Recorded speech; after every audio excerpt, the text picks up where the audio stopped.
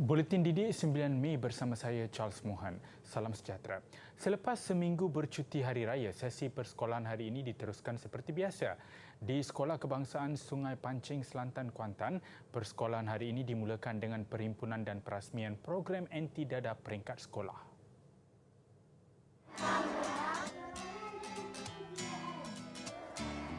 Mungkin masih ramai yang berada dalam mood raya, namun tidak bagi murid-murid SK Sungai Pancing Selatan. Mereka kembali ke sekolah dengan wajah yang ceria. Bermula hari ini hingga 13 Mei, pelbagai aktiviti dianjurkan sempena program anti-dada peringkat sekolah.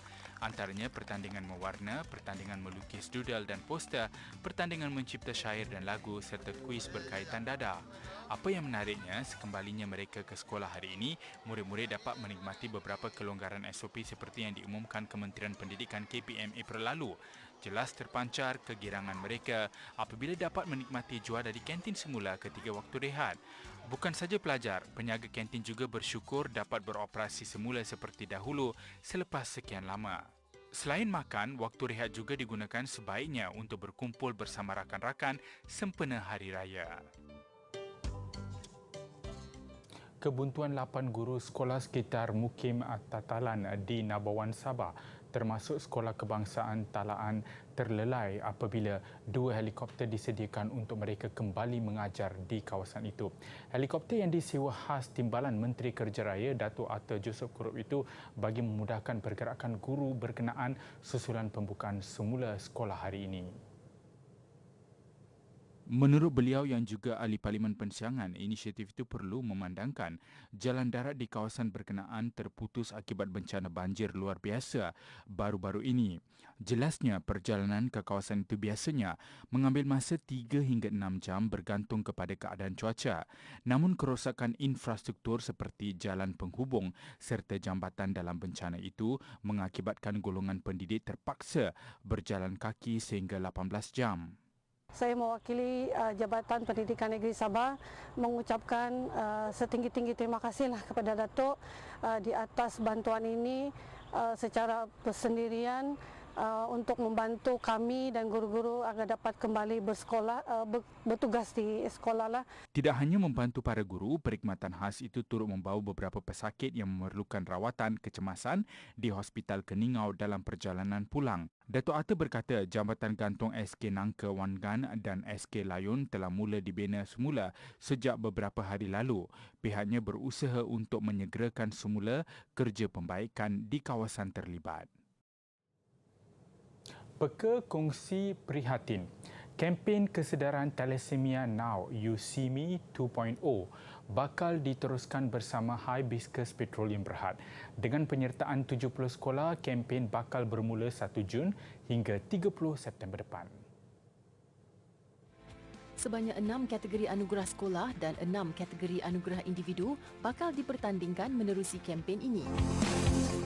Thalassemia bukanlah satu penyakit asing, namun kesedaran tentang penyakit ini masih perlu dipertingkatkan lagi khususnya dalam kalangan murid sekolah. Kejayaan kempen kesedaran thalassemia pada tahun lepas menjadi pemangkin pada penerusan program pada tahun ini. Jom kongsi maklumat ini kepada semua agar pengetahuan dalam penjagaan kesihatan dan sosial dapat dipertingkatkan bagi mereka yang mengidap penyakit ini. Ayuh ukirkan senyuman, ubah persepsi diri, bukalah hati untuk mengenali mereka dengan lebih dekat.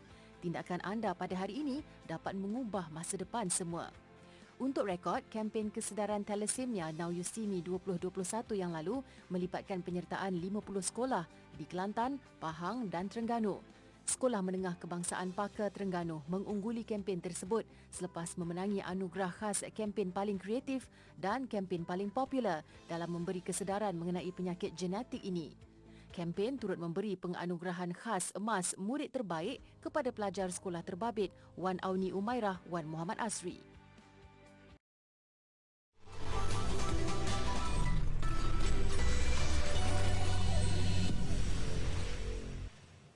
Bersua kembali, Jabatan Imigresen melanjutkan waktu operasi 6 pejabatnya sehingga jam 10 malam mulai Rabu ini bagi mengatasi kesesakan berikutan peningkatan mendadak untuk urusan pasport.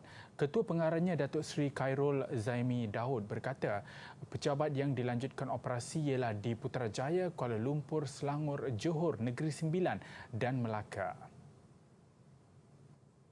Jelasnya, waktu operasi bagi pejabat di Pulau Pinang, Kedah, Perak, Kelantan, Terengganu, Kelantan dan Perlis adalah sehingga jam 6 petang, manakala bagi semua pusat transformasi bandar UTC di Semenanjung hingga jam 10 malam.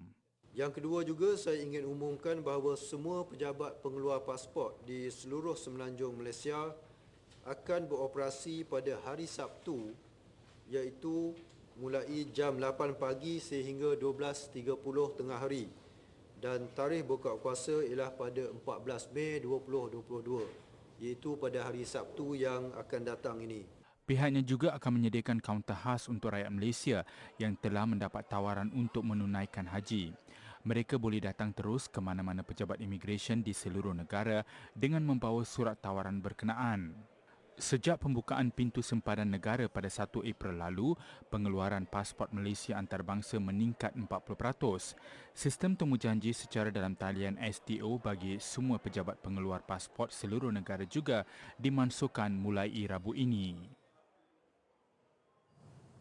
Dewan Bandaraya Kuala Lumpur DBKL sedang melaksanakan 14 tindakan interim dengan segera bagi menangani masalah banjir kilat di 25 kawasan hotspot. Pelaksanaan melalui Pelan Tindakan Tempatan Banjir Kilat Kuala Lumpur 2022 itu akan dibuat sehingga awal Ogos depan, membabitkan peruntukan RM10 juta. Sebagai satu langkah lagi, langkah tambahan lagi, tapi ini kita anggap sebagai interim yang kita nak segera ni tindakan ni. Kita bentuk satu pelan tindakan. Jadi ini kita kata tindakan yang berterusan lah. Dulu belum sempurna lagi, tambah lagi dengan yang ni, pelan tindakan tempatan banjir kilat ini, harap-harap ianya dapat memberi satu kesan yang lebih positif dan yang lebih baik dan memberi kesan yang baik kepada semua pengguna penduduk Kuala Lumpur. Langkah khas itu termasuk memastikan saluran keluar air larian ke longkang tepi jalan tidak tersumbat atau terhalang. Selain kerja pemantauan dan pembersihan akan dilakukan setiap hari oleh pasukan khas DBKL. Saluran masuk air atau scuba drain turut dinaik taraf serta menempatkan bilangan jentera dan petugas mencukupi. Antara hotspot banjir kilat yang dikenal pasti ialah Jalan Antoi Kepong, Jalan Pintasan Segambut, Jalan Sultan Azlan Shah dan Jalan Kuching. Pelaksanaan pelan tindakan itu juga akan berpandukan ramalan cuaca yang dikeluarkan Jawatan Meteorologi Met Malaysia.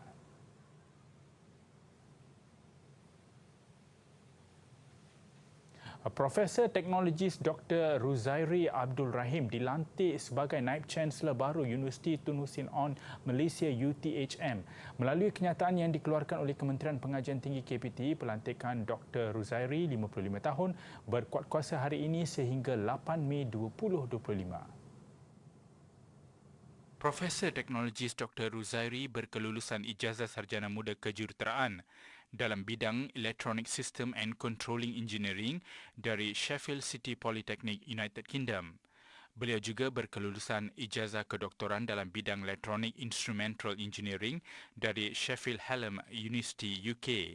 Dr. Ruzairi adalah Dekan Fakulti Kejuruteraan Universiti Teknologi Malaysia UTM dan pernah memegang jawatan Timbalan Naib Chancellor Penyelidikan dan Inovasi UTHM. Pelantikan beliau sebagai Naib Chancellor dilihat mampu menerajui UTHM sebagai sebuah universiti awam dalam rangkaian Malaysia Technical University Network MTUN. KPT yakin pengalaman luas Dr. Ruzairi mampu melonjakkan UTHM sebagai Global Technopreneur University menjelang 2030.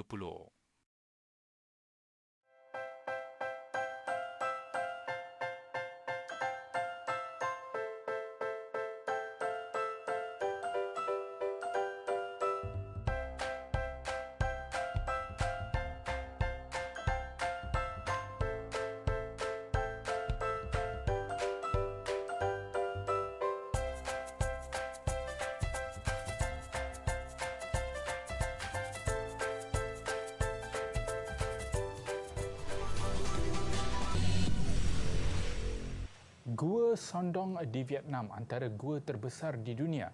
Justru tidak hairanlah peminat dan pengunjung dari seluruh dunia sanggup mengembara jauh untuk merasai sendiri pengalaman menerokai gua tersebut. Lebih menarik, pakar mempercayai Sondong berkemungkinan lebih besar dari saiz yang diketahui umum dengan lebih banyak kawasan yang belum diterokai.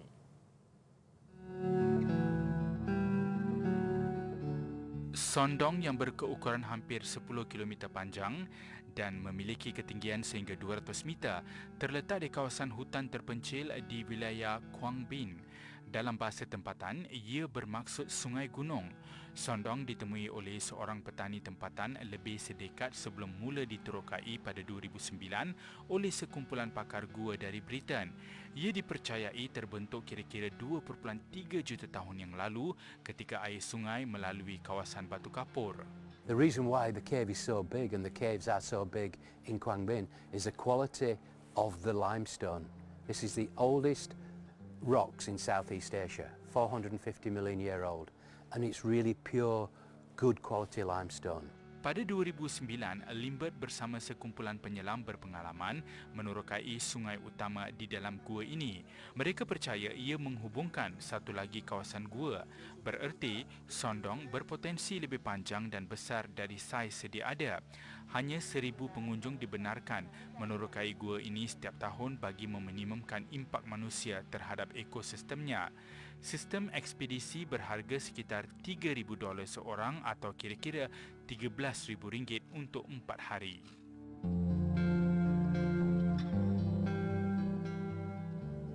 Seterusnya di Kenya pula, kebiasaannya di Taman Safari pelancong dibawa melihat haiwan liar menggunakan kenderaan khas. Namun di Taman Negara Kenya, cara lebih mesra alam digunakan iaitu dengan menunggang unta.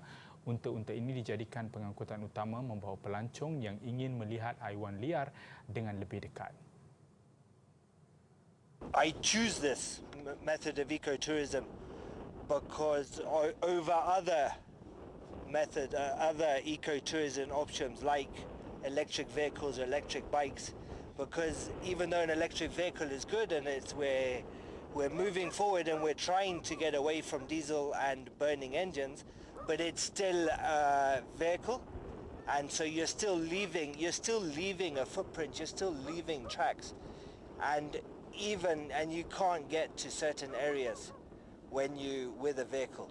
At least with walking and camels, you can get to areas which vehicles can't, whether it's a diesel engine or an electronic engine. Unta juga boleh membawa muatan sehingga 200 kg dan boleh hidup selama 5 hari tanpa air. Kosnya juga lebih murah, sekitar $45 seorang untuk sehari berbanding $180 seorang jika menggunakan kenderaan.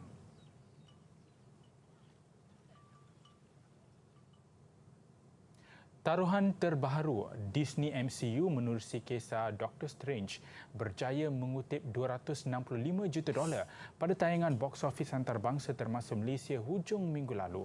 Doctor Strange in the Multiverse of Madness ketika ini adalah tayangan perdana hujung minggu yang kedua terbesar di luar Amerika Syarikat pada era pandemik selepas Spider-Man No Way Home. Di Amerika Syarikat pula, filem Doctor Strange kedua ini meraih kutipan tiket $185 juta pada hujung minggu, sekaligus membawa keseluruhan kutipannya di peringkat global kepada $450 juta atau hampir $2 bilion. Filem lakonan Benedict Cumberbatch dan Elizabeth Olsen ini sedang ditayangkan di 49 pasaran luar dengan tayangan terlaris di Korea, United Kingdom dan Mexico. Tidak ditayangkan di dua pasaran utama filem MCU iaitu China dan Rusia, Doctor Strange in the Multiverse Madness berdepan tekanan yang tinggi untuk laris di pasaran antarabangsa. Justru untuk melepasi paras $1 bilion, ia difahamkan perlu bergantung kepada tontonan ulangan daripada peminat di seluruh dunia. Kita sekarang berada di bahan pameran dinamakan pusing yang berlingkar. Di sini terdapat 2 biji bola golf yang akan saya lepaskan pada laluan ini. Mari kita perhatikan di manakah bola ini akan jatuh nanti.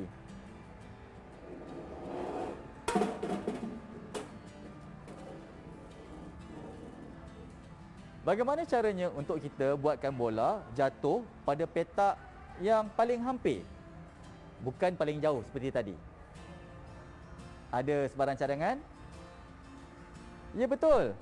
Kita letak pada kedudukan yang lebih rendah.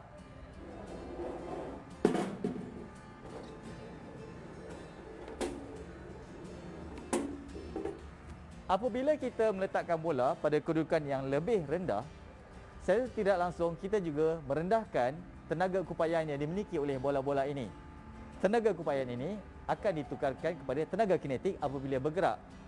Semakin rendah tenaga keupayaan, semakin rendah juga tenaga kinetik dan menyebabkan bola ini akan pergi semakin dekat.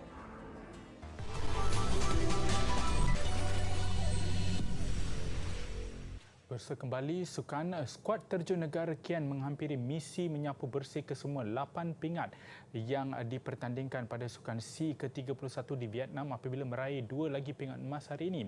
Pada hari kedua acara terjun petang tadi, penerjun sandaran Oi Zi Liang serta gandingan Eng Yen Yi dan Ong Ke Ying jelas tiada tandingan dalam acara 1 meter papan anjal lelaki individu dan 3 meter papan anjal wanita seirama. Selepas meraih emas bersama Chiu Yiwei dalam acara 3 meter papan anjal seirama lelaki semalam, Oi Zi Liang tiada masalah menyumbang emas ketiga buat kontijen Malaysia dengan mengungguli acara 1 meter papan anjal individu. Zi Liang cemerlang memungut 377.70 mata selepas 5 terjunan. Pingat perak milik penerjun Singapura Avir Tam Pak Lun, manakala gangsa milik seorang lagi penerjun negara Bertrand Rodick anak Lisis yang meraih 284.9 mata. Momentum diteruskan menerusi gandingan wanita Eng Yan Yi, Ong Ke Ying dalam acara 3 meter papan anjal seirama. Setakat ini, kem terjun negara sudah menyumbang 4 emas, 1 perak dan 1 gangsa. Keseluruhan 8 emas ditawarkan dalam acara terjun. Dalam pada itu, saingan bola sepak lelaki fasa kumpulan terus rancak berlangsung. Selepas Thailand dan Laos dikecewakan jaringan minit akhir lawan, giliran Timur Leste merasai peritnya apabila tewas kepada Myanmar pada aksi kumpulan A. Dalam satu lagi perlawanan semalam, juara bertahan Vietnam akur diikat tanpa jaringan berdepan Filipina. Tewas 0-4 di tangan Filipina pada aksi pertama Timur Leste berdepan Myanmar pada perlawanan kedua kumpulan A. Minit ke-37, Myanmar di depan menerusi jaringan Tun Win Naing. Kelekaan benteng Timur Leste dihukum lagi menerusi jaringan kedua Te Po Wai menuju rehat. Babak kedua menampilkan kebangkitan Timur Leste apabila berjaya merapatkan kedudukan menerusi Mauzinho minit ke-52 dan kedudukan terikat 2-2 minit ke-64 apabila Jai Mito menjaringkan gol penyamaan Timur Leste. Bagaimanapun, ketika Timur Leste berkira-kira meraih 1 mata, harapan itu musnah apabila Aung Wunasio memastikan kemenangan 3-2 Myanmar pada minit-minit akhir permainan. Sementara itu, tuan rumah Vietnam cemas berdepan Filipina dalam satu lagi aksi kumpulan A. Beberapa perubahan pemain yang dilakukan ketua jurulatih Pak Hang Seo hampir membawa pada. Asakan awal Filipina hampir memerangkap Vietnam. Meskipun menguasai permainan pada babak kedua, benteng Filipina nyata sukar ditembusi jentera serangan Vietnam. Terikat tanpa jaringan, Filipina kekal menerajui kumpulan A dengan 4 mata, berkongsi mata dengan Vietnam tetapi memiliki kelebihan jaringan. Ketika kontijen Sukan C negara bersaing di Hanoi, pasukan badminton pula beraksi pada pusingan Piala Thomas dan Uber di Bangkok, Thailand. Menepati ramalan, skuad Piala Thomas mudah mengatasi England 5-0 dalam aksi sulung kumpulan D. Malaysia dijangka mencatat kemenangan kedua menentang Amerika Syarikat esok. Jago persorangan Lee Zijia yang menjadi sandaran untuk menyumbang mata pertama buat negara tidak berdepan masalah. Mudah menewaskan Toby Panty 21-10, 21-15 dalam masa 36 minit. Memburu mata kedua, kem negara cemas ketiga apabila beregu utama Aaron Chia So Wo Yik yang turun menentang Ben Lin Sean Wendy tewas set pertama 19-21 sebelum menang 2 set berikutnya 21-15, 21-16. Eng Ziyong yang diturunkan sebagai perseorangan kedua memastikan kemenangan awal skuad negara. Bagaimanapun, dia dipaksa bermain 3 set sebelum mengalahkan Johnny Torgerson 21-16, 19-21, 21-11. Sebelum perunggu kedua, Nur Izzuddin Rumsani, Goh Zifei menewaskan gandengan Rory Easton dan Zach Russ 21-13, 21-9. Juara remaja Asia 2017, Leong Junho memastikan kemenangan mutlak 5-0 skuad negara dengan menundukkan Cholan Kayan 21-11, 21-18. Malaysia menentang Amerika Syarikat esok sebelum berdepan Jepun dalam aksi terakhir kumpulan Rabu ini. Sementara itu, skuad Piala Uber Negara menampilkan tentangan sengit sebelum tewas kepada Denmark pada aksi sulung kumpulan C. Eskilstuna yang turun selaku perseorangan utama bagaimanapun gagal menghadiahkan mata pertama. Menentang Mia Blichfeldt yang menduduki ranking ke-14 dunia, Kisuna tewas 14-21, 15-21 dalam masa 35 minit. Bergu nombor 1 negara, Perlitan MT Napula kembali menyemarakkan semangat skuad kebangsaan apabila menyamakan kedudukan. Mereka menumpaskan Sarah Chisen, Megan Fregat dalam aksi sengit 21-19, 21-19. Giliran Malaysia menduduki 2-1 apabila Goh Jinwei menewaskan Line Christopherson. Permainan yang berlarutan 3 set itu memihak Jinwei 21-12, 11-21, 21-5. Bergu kedua, Teo Mi Zing, Anna Cheong yang diharapkan mampu menyumbang mata kemenangan gagal melaksanakannya. Mereka tewas kepada Alexandra Boye, Emilia Megeland. Terikat 2-2, tugas berat menanti pemain muda Misha Khairul yang turun selaku perseorangan ketiga. Pengalaman menjadi pemisah apabila Misha tewas muda 12-21, 9-21 kepada Lina Hyomak Kersfeld. Barisan pemain wanita negara kini berdepan misi wajib menang ke atas pasukan pilihan Thailand bagi menghidupkan peluang ke suku akhir. Festival ikan yang unik di Cyprus mengakhiri paparan buletin didik. Lebih 1,500 kg ikan diberi percuma kepada penduduk tempatan dan pelancong pada festival yang memasuki tahun ke-7 itu. Saya Charles Mohan, salam hormat dan kita jumpa lagi.